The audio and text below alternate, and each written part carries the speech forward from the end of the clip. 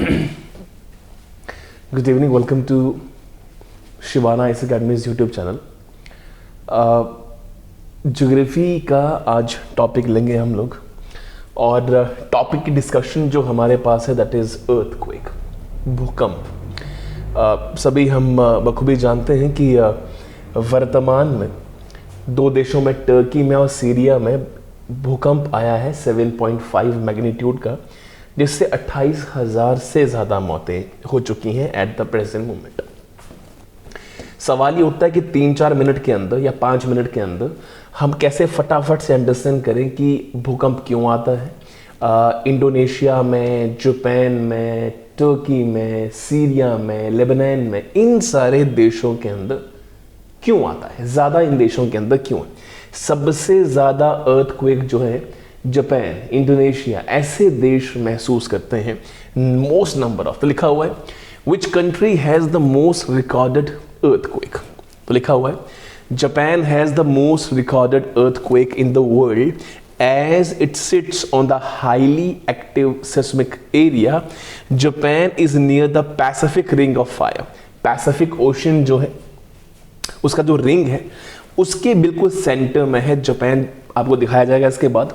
And that is a reason कि उसके tectonic plates की मूवमेंट होने की वजह से वहाँ पे सुनामी आने के, तो वाटर के थ्रू, टेक्टोनिक प्लेट्स के थ्रू सबसे ज़्यादा भूकंप आने के चांसेस जो हैं वो जापान में रहते हैं। विद द सेम, जापान के अंदर मैक्सिमम है तो इंडोनेशिया के अंदर हाईएस्ट मैग्नीट्यूड के आते हैं 6 पॉइंट। हर साल इंडोनेशिया में ये पाया जाता है कि 6 से ज़्यादा मैग्नीट्यूड का कोई एक भूकंप आता ही रहता है। इस बार भी आपने करंट अफेयर पढ़ा होगा तो आपने सुना होगा कि इंडोनेशिया में 6 पॉइंट अप्रॉक्सीमेटली के आसपास जो है जावा द्वीप पे जो है वो आया है। तो ऑब्वियसली बात है, हर साल की कहानियाँ ही, लेकिन ये तो बात हमने अंडरस्टैंड कर ली कौन से देश में आता है, तो हमने कहा जापान के अंदर आते हैं। दूसरी कहानी ये कि ये है जापान, देख सकते हैं आप, और पैसिफिक लिस्ट में प्रशांत महासागर की इन ऑफ रिंग में जो है ये अर्थ इस तरह से नहीं है, अर्थ सर्कल वाइज होती है इस तरह से, तो ये पैसिफिक है, उस तरफ से पैसिफिक को रिप्रेजेंट करेगा। तो जापान जो है इसे कहा जाता है सन, सूर्य उदय सबसे पहले यहाँ पे होता है, it is believed.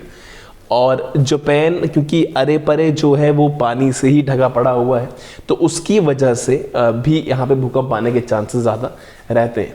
With the same, क्या लिखा हुआ है, इंडोनेशिया एक बहुत सक्रिय भूकंपीय क्षेत्र में भी है, लेकिन जापान की तुलना में इसके बड़े आकार के आधार पे इसमें कुल भूकंप है, माने इंडोनेशिया में भूकंप जो है वो आते हैं ज़्यादा मैग्नीट्यूड वाले, और जो जापान में आते हैं वो आते हैं छोटे छोटे, लेकिन मैक्सिमम बहुत सारे आते हैं।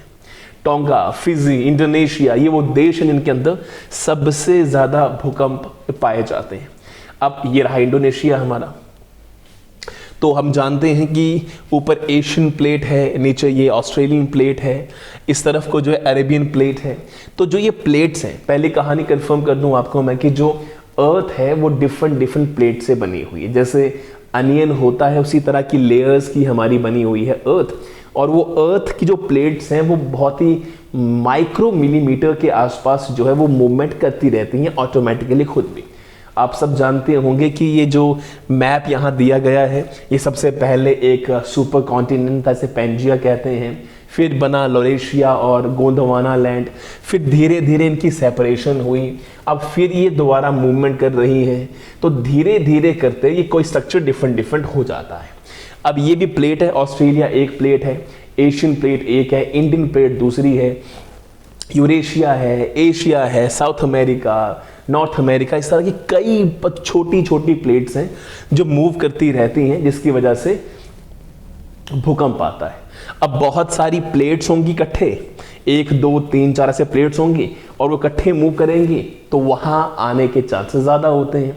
तो अभी टर्की में जो आपको भूकंप देखने को मिला है उसका रीज़न ये है कि 4 तरह की जो प्लेट्स हैं, 4 प्लेट, उसमें एक आती है यूरेशिया, एक आती है नीचे से अरेबियन, एक इस तरफ से आती है अफ्रीकन प्लेट। इस तरह की 3-4 प्लेट्स जो हैं उसके बीच में बिल्कुल टर्की और सीरिया है। इसकी वजह से अगर वो मूवमेंट करती हैं तो टर्की में आने के चांसेस, सीरिया में आने के चांसेस, लेबनान में आने के चांसेस बहुत बढ़ जाते हैं। अब इंडोनेशिया हमने देख लिया, इंडोनेशिया में सबसे ज़्यादा आते हैं और जापान में सबसे ज़्यादा, लिखो इंडोनेशिया में सबसे ज़्यादा आते हैं मैग्नीट्यूड के, रिचर स्केल में इसको नापा जाता है। और जापान में सबसे ज़्यादा नंबर ऑफ, छोटे छोटे लेकिन बहुत सारे मैक्सिमम नंबर जो है वो इंडोनेशिया के अंदर आते हैं। अब सवाल आपको ये मेंशन कर दूं, अर्थक्वेक आता कैसे है? तो सिंपल कहानी है, लिखा हुआ यहाँ पे, पूरी अर्थ की लेयर बनाई हुई है, आउटर लेयर, इनर लेयर। होता क्या है कि ये अर्थ की लेयर है, ऊपर ये वो एरिया है जहाँ पे हम रहते हैं, ये वो एरिया है जहाँ पे हम रहते हैं, जिसे एपिसेंटर बाद में कहा जाता है। और ये है अंदर वो एरिया जिसे हम कहते हैं फोकस, जहाँ से शुरुआत, अंदर धरती के अंदर जहाँ से शुरुआत होती है वेव्स की, अल्फा बीटा गामा जो वेव्स होती हैं, ये जब बाहर आती हैं तो ये बाहर आके जिस पर्टिकुलर पॉइंट पे धरती पे हमको ये महसूस होता है कि सिस्मिक वेव्स आई हैं, उसे कहा जाता है एपिसेंटर। इस फोकस को हाइपोसेंटर भी कहते हैं, तो आप पजल मत होना। तो धरती के अंदर जिस पर्टिकुलर प्लेस से शुरुआत होती है, अर्थक्वेक की उसे फोकस कहते हैं, और बाहर जहां पे हमें महसूस होता धरती उसे कहते हैं एपिसेंटर। क्यों आते हैं अर्थक्वेक? टेक्टोनिक प्लेट्स की मूवमेंट से, मेनली यही रीजन होता है। ये नेचुरली भी मूव करती हैं, ये विद द सेम इरोजन की वजह से, चाहे हमारा इंटरनल हो चाहे एक्सटर्नल हो, उन दोनों रीजन से भी मूव करती हैं। पर ज्यादा इसके पीछे रीजन क्या होता है? टेक्टोनिक प्लेट्स का मूव करना, क्योंकि हमारी अर्थ जो है वो बाहर तो ठंडी है, जो कोर है, क्रस्ट, फिर कोर, फिर मेंटल। तो क्रस्ट जो है वो जहाँ पे रहते हैं वो गर्म नहीं है, फिर अंदर मेंटल थोड़ी गर्म है, कोर बहुत गर्म है। तो ये मेंटल, कोर, ये जो अंदर वाली हमारी लेयर्स है इतनी गर्म है कि वहाँ पे जब बहुत ज़्यादा गर्मी हो जाती है तो वहाँ की जो एनर्जी है वो बाहर निकलना चाहती है। जब वो बाहर निकलती है तो लावा के रूप में या डिफरेंट ज्वालामुखी फटते हैं, एक्टिव हो जाते हैं, उसकी वजह से भी भूकंप आते हैं। इसको अंडरस्टैंड करें आप। अब ये जो हमने सारी बातें अंडरस्टैंड की, क्यों आता है, कहाँ आता है, क्या होता है, क्या नहीं होता है, ये सारी बातें तो हमने पढ़ ली। हमने ये जान लिया कि क्यों आता है भूकंप, हमने ये जान लिया कहाँ आता है, हमने ये जान लिया मैक्सिमम नंबर्स कहाँ है, हमने ये जान लिया कि हाईएस्ट नंबर ऑफ जो मैग्नीट्यूड के ज़्यादा होते हैं वो कहाँ आते हैं। अब जिक्र आता है कि जहाँ हमने ये बातें पढ़ी कि इन अ सेंस ऑफ जिन देशों के अंदर वर्तमान में आया है, जिसे हम कहते हैं कि ये हमारे पास मैक्सिमम आ चुकी हैं चीज़ें। अब हमने पढ़ा टर्की में क्यों आया, तो मैं क्लियर कर दूं आप लोगों को टर्की के अंदर क्यों आया। क्योंकि जो प्लेट्स हैं टर्की में, गौर फरमाइएगा, ये रहा हमारे पास टर्की। अब देखिएगा, एक प्लेट है ये अफ्रीकन प्लेट है। ये प्लेट माने एरिया, वो land mass area. African plate यहां से आ रही है, ठीक है जी। यहां नीचे हमारे पास ये ऊपर से यूरेशियन है। यूरेशियन माने यूरेशिया, यूरेशिया माने यूरोप प्लस एशिया। यूरोप और एशिया को कंबाइन कर देंगे तो यूरेशिया कहते हैं। तो ऊपर से यूरेशियन प्लेट आती है, वो मूव करती है। नीचे से अफ्रीकन प्लेट जाती है, वो मूव करती है। यहां से एंटोलियन प्लेट है, this is very very important. Anatolian plate, Anatolian का अर्थ होता है एशिया, माइनर एशिया कहते हैं इसको, छोटा एशिया। ये अफ्रीका, सॉरी रशिया का भी पार्ट रहा हुआ है, रशियन का ही हिस्सा है। एनाटोलियन प्लेट्यू भी है, पठार भी, बहुत बड़ा पठार है, बहुत इसकी हिस्ट्री रही है। लेकिन आप मेनली अंडरस्टैंड ये करो कि ये एनाटोलियन प्लेट जो है ये एशिया माइनर के नाम से जाना जाता है। तो एक प्लेट ये है, एक यूरेशियन प्लेट है, नीचे से यहाँ अफ्रीकन प्लेट है, और यहां से हमारे पास नीचे से आती है अरेबियन प्लेट। अरब सागर वाला जो एरिया है, अरेबियन प्लेट।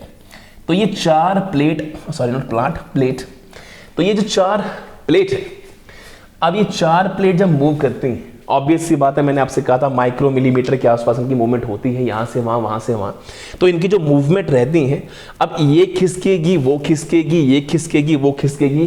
तो चाहे ये अंदर को खिसके, चाहे ये बाहर को खिसके, अरे परे आपस की ओर खिसके। तो जब इनकी मूवमेंट चारों तरफ से देखने को मिलती है, इन प्लेट की मूवमेंट की वजह से आता है, नाम इसका है भूकंप। अब सवाल ये कि ये तो हमने पढ़ लिया कि 4 प्लेट्स हैं, यूरेशियन है, अफ्रीकन है, एंटोलियन है और अरेबियन प्लेट है। ये 4 प्लेट्स तो हमने पढ़ ली। जिक्र आता है कि अब देश दिखाया जाए, हमें देश दिखाया जाए। तो देश ये as far as country is concern आपके सामने है, टर्की आपके सामने है। आप बड़े अच्छे से देख सकते हैं कि टर्की कहां जैसे है। ये रहा टर्की, दिस पर्टिकुलर वर्जन। अब ये टर्की है, तो ये रहा ऊपर यूरोप की आती है हमारे पास Eurasia plate.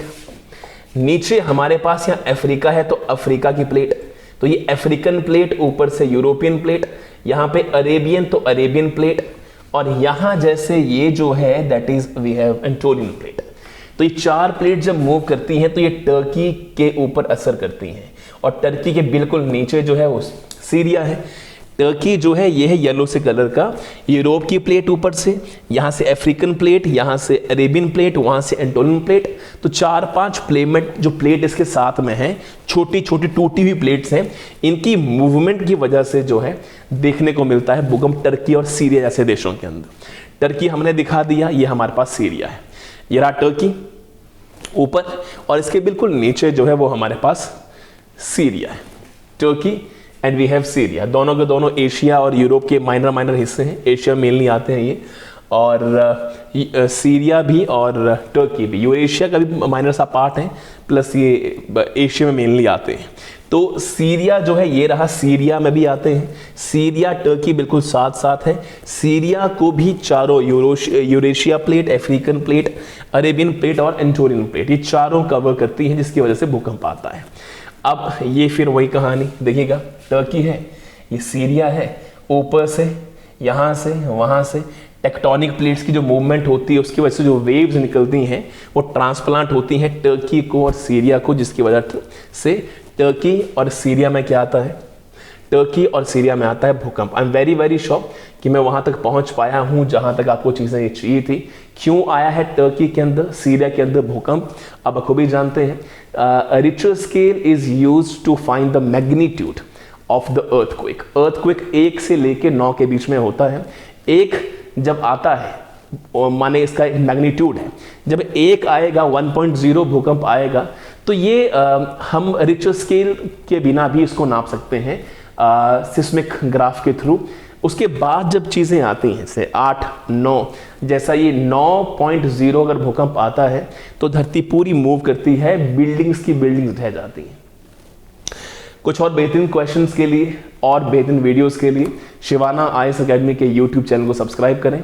Very shortly current affairs के ऊपर डिफरेंट वीडियोस अपलोड की जाएंगी, डाउनलोड करें ताकि जिस एग्ज़ाम की तैयारी आप कर रहे हैं हर एक एग्जामिनेशंस के लिए वीडियोस अपलोड होती रहती हैं। करंट अफेयर मेनली पे हमने जो है सेमिनार्स करना शुरू कर दिए हुए हैं। Patwari, allied services, sub inspector, HAS, naib tehsildar, ये सारे एग्जामिनेशन की JVT कमीशन, TJT कमीशन, इन सारों की कोचिंग क्लासेस शुरू हो चुकी हैं। डेमो क्लासेस के लिए Sivana IAS academy Chamba near PG college Chamba Sultanpur campus में विजिट करें। Thank you very much.